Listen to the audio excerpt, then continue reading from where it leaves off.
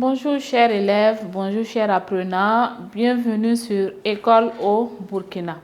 Bien, donc nous sommes encore là aujourd'hui, voilà, pour vous entretenir sur une leçon de vocabulaire, donc qui portera sur le sens des mots. Donc nous parlerons donc du sens propre et du sens figuré.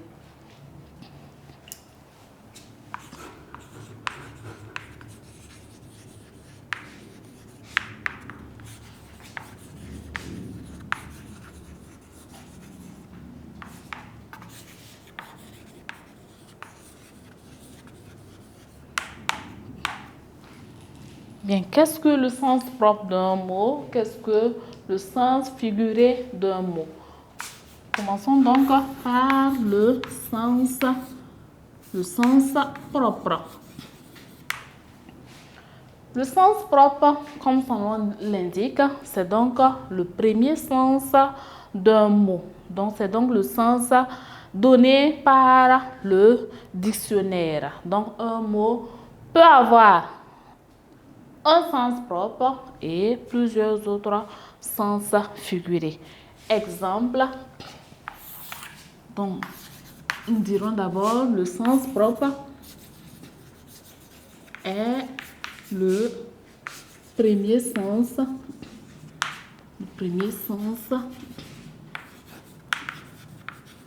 d'un mot. Donc voilà, le premier sens d'un mot. Exemple,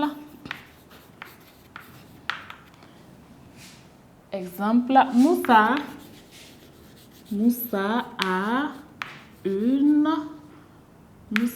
une grosse tête. Moussa a une grosse tête. Bien. Ici donc, le mot tête est donc utilisé au sens propre. Donc voilà, donc c'est la première partie du corps humain. Moussa a une grosse tête.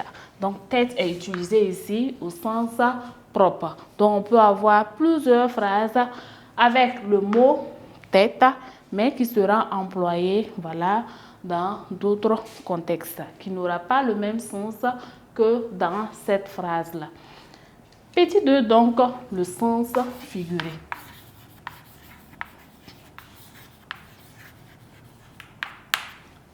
Le sens figuré fait donc appel au second sens du mot. Donc, c'est le sens que l'on pourrait dire abstrait, voilà. Quand on parle du sens propre, on parle du concret là-bas. Ici, nous aurons ce qui est abstrait. Donc, c'est le second sens, voilà, du mot que nous employons. Exemple donc, continuons avec le mot tête. Exemple, ce devoir. Ce devoir est un casse-tête. Ce devoir est un casse-tête. Donc ici, le mot tête ne signifie pas, voilà, la première partie du corps humain, mais ici, voilà, ça fait appel à la réflexion. Ce devoir, voilà, nous amène à trop réfléchir, à réfléchir assez. Donc, on peut encore utiliser le mot tête dans une autre phrase en disant que je serai la tête. Je serai la tête et non la queue. Je serai la tête et non la queue. Ça veut dire quoi? Ça veut dire ici, je serai toujours à la tête, voilà, de mon domaine, de tout ce que je fais et non rester à la traîne, par exemple. On peut encore utiliser le mot tête dans une autre phrase en disant que le berger est à la tête du troupeau. Le berger est à la tête du troupeau. Donc ici, c'est pour dire que voilà, c'est le berger qui conduit son troupeau. Donc nous avons, voilà, différents sens ici du mot tête. Donc le mot ici est n'a son sens que dans la phrase. Le mot, voilà, acquiert son sens en fonction de son emploi. Donc, le sens propre, c'est le premier sens du mot. C'est le premier sens du mot, le sens même qui est donné, qui est proposé par le dictionnaire. Maintenant, tout ce qu'on peut avoir autour, voilà, ce sont les sens figurés du mot. Donc, le sens figuré, les différents sens figurés, voilà, font appel à la polysémie.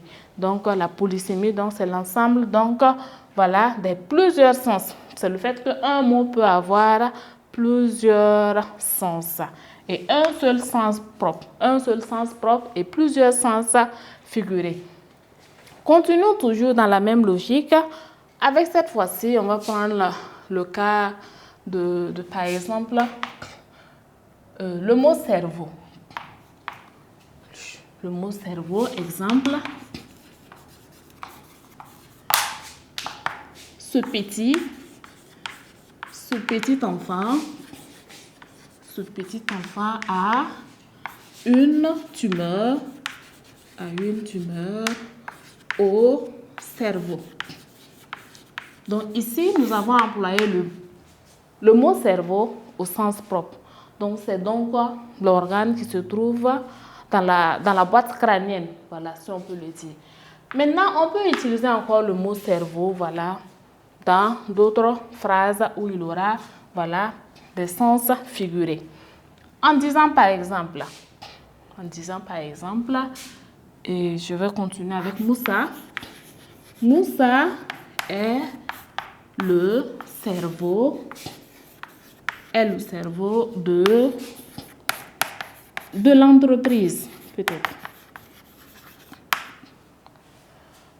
Moussa est le cerveau de l'entreprise. Donc ici, le mot cerveau veut dire quoi? Le mot cerveau veut dire que Moussa est la tête pensante, voilà, est indispensable, est la personne qui est indispensable, voilà, au fonctionnement de l'entreprise.